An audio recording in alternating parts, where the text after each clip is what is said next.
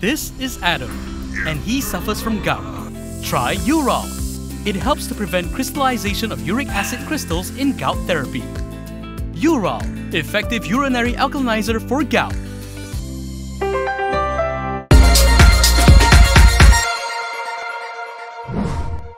Hello, I'm Camelia and this is Kini News. Barisan Nasional is prepared to try and wrest back 6 parliamentary seats held by Bersatu if they are declared vacant.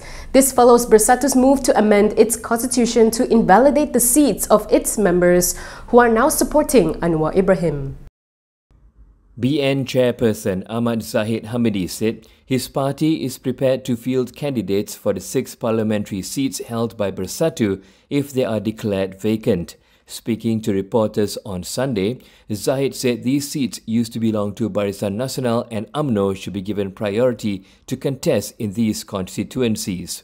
However, he believed that parliamentary regulations and the federal constitution do not provide for these Bersatu MPs to be stripped of their seats despite Bersatu's efforts to declare their seats vacant. Media reports said the 6 Bersatu lawmakers who switched their support to Anwar Ibrahim's administration may have to vacate their seats.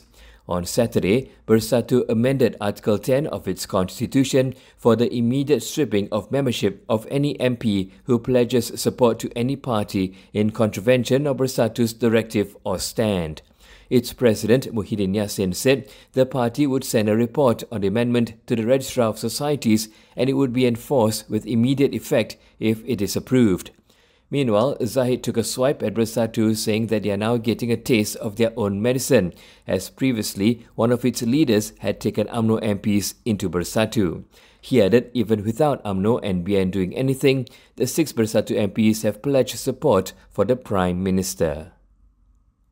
Meanwhile, PAS is seen to be taking a wait-and-see attitude regarding the effect of the constitutional amendment made by Bersatu to prevent more of its elected representatives from supporting the government. Its Vice President, Mohd Amar Abdullah, however, said that the matter has to be approved by the Registrar of Societies and the process will take a long time. Even so, Mohd Amar said PAS is ready to move its machinery as it should if the seats become vacant and by-elections take place. This is especially for Jeli and Gua Musang seats in Kelantan. He said this when met after the opening ceremony of the second term of the Kelantan State Legislative Assembly today. With the amendment to the party constitution, any Bersatu elected representative doing so in the future would automatically cease to be a member of the party. The decision was made in an extraordinary general meeting where party delegates unanimously supported a motion to amend Article 10 of the Bersatu Constitution. Besides stopping future defections by its elected representatives, Bersatu will also seek to vacate the 6 MPs' seats who pledged their support for Prime Minister Anwar Ibrahim. Moving on to the next story, KL High Court today rejected DIm Zudins and his family members' application to put a stop to MACC's investigations, unfreeze their accounts and quash the seizure of Ilham Tower. Former Finance Minister DIm Zudins and his family failed to obtain court leave to proceed with their judicial review targeting the MACC probe against them.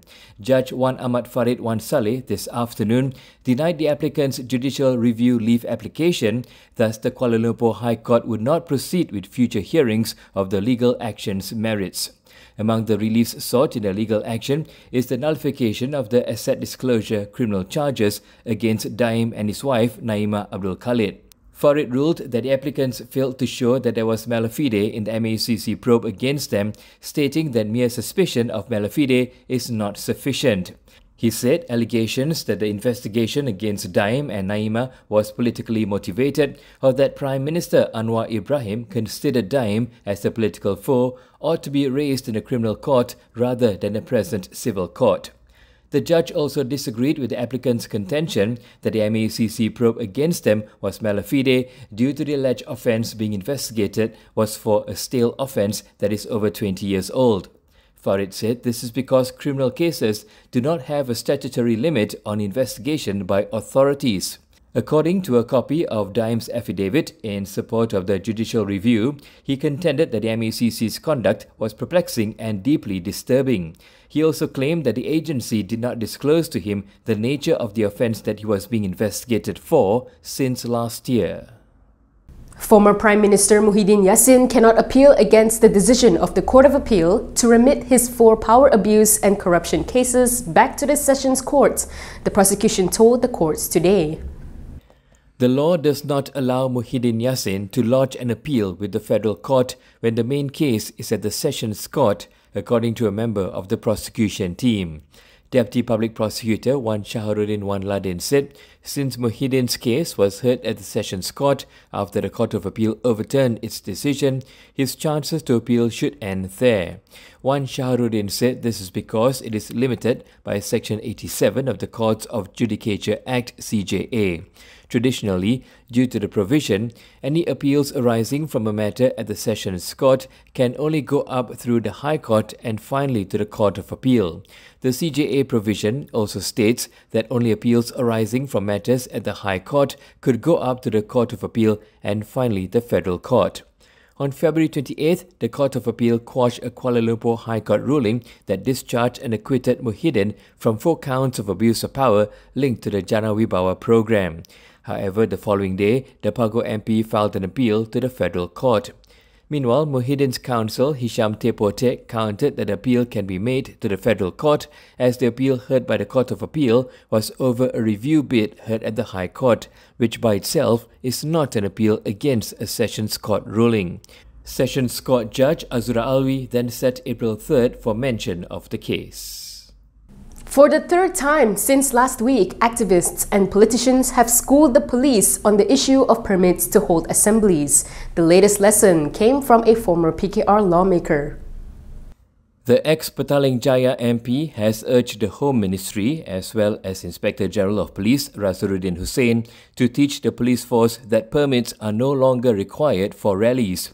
Maria Chin Abdullah said this is because, as per the Peaceful Assembly Act, which was enacted 12 years ago, demonstration organisers need only notify the police in advance of the rally.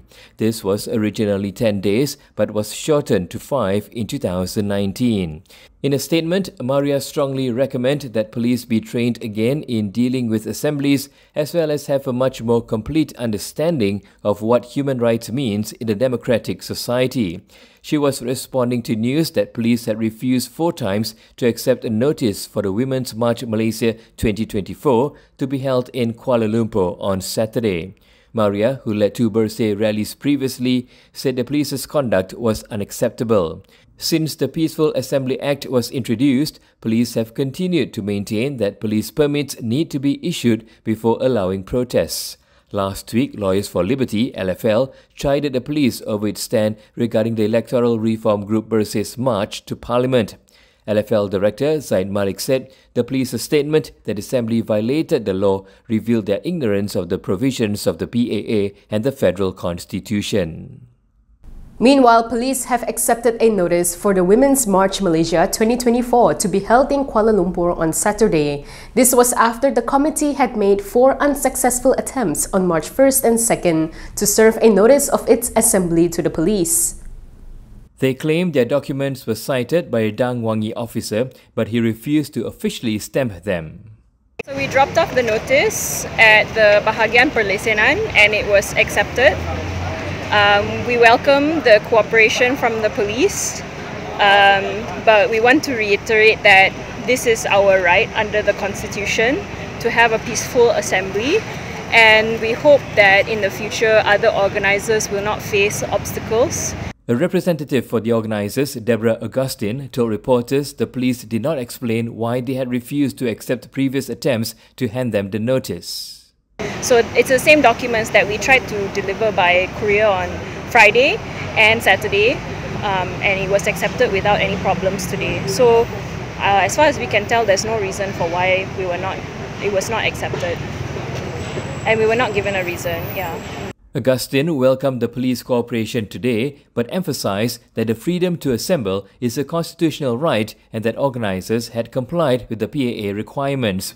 A permit for assembly is no longer required after the PAA, but organisers must notify the officer in charge of a police district of an assembly 5 days before it is held. Last but not least, a former federal minister has called for a Malaysian Economic Congress to find ways to resolve issues related to the economy, governance and corruption. What we need is a Malaysian Economic Congress, an honest platform representing all Malaysians who are serious about finding answers to the country's problems. That is according to former Law Minister Zahid Ibrahim following the conclusion of the Bumiputra Economic Congress last Saturday. In a Facebook post, Zahid said he was glad that the Bumiputra Economic Congress was over and hopes it will be the last. Defending his suggestion, Zahid said the country needs a congress where thoughtful solutions are found through careful deliberations so that large-scale pilferage can be stopped. He also cited, among others, the example of the plight of fishermen and paddy farmers. Zahid said since 1970, close to 80 billion ringgit had been spent on the fisheries industry, and yet over 100,000 fishermen were among the poorest in the country. He stressed that an honest economic congress will want to know what has gone wrong. The former UMNO leader also said some economists projected that Malaysia has lost 2.6 trillion ringgit due to corruption over the past 40 years. He questioned whether it is enough to commence an investigation into one or two super-rich families for alleged corruption.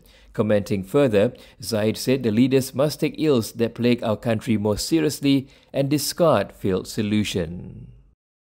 And that is all from me today. For more stories, you can go to Kinitv.com. You can also follow us on Instagram, Twitter, YouTube and Facebook for the latest news updates. If you'd like to support independent media, do consider subscribing to MalaysiaKini.com. I'm Kimilia. Thanks for watching.